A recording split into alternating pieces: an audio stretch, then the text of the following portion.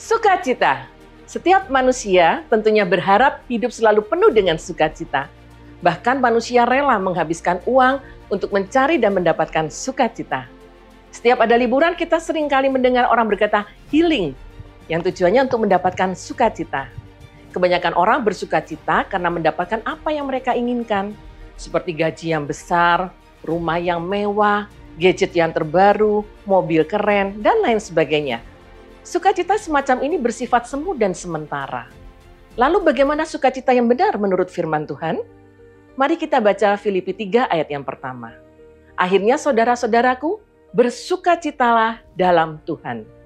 Surat Filipi 3 ayat pertama yang baru kita baca ditulis oleh Rasul Paulus bukan dalam keadaan Rasul Paulus sedang berbahagia atau dalam kondisi yang nyaman, melainkan ditulis saat Rasul Paulus berada di dalam penjara.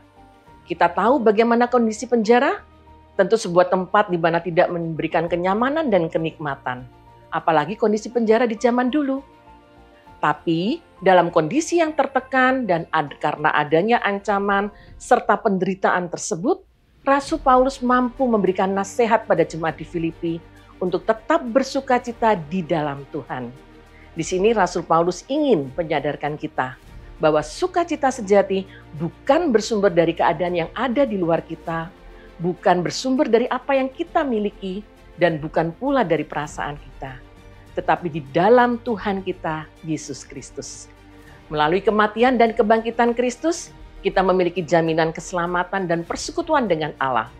Ketika kita menyadari bahwa hidup kita dijamin oleh Tuhan, baik dalam dunia ini hingga ke dunia yang akan datang, maka persoalan seberat apapun yang kita alami tidak akan membuat kita kehilangan sukacita. Sebab kita tahu bahwa Tuhan memegang kendali penuh atas setiap detail dalam hidup kita. Hari ini kita diingatkan bahwa Tuhan mau kita anak-anaknya selalu hidup dalam sukacita. Karena sukacita itu adalah kekuatan bagi kita untuk menjalani hari-hari yang diberikan Tuhan bagi kita. Karena itu, marilah kita hidup di dalam Tuhan Yesus, agar hidup kita penuh dengan sukacita yang kekal. Karena itu saudara-saudaraku, bersukacitalah senantiasa di dalam Tuhan.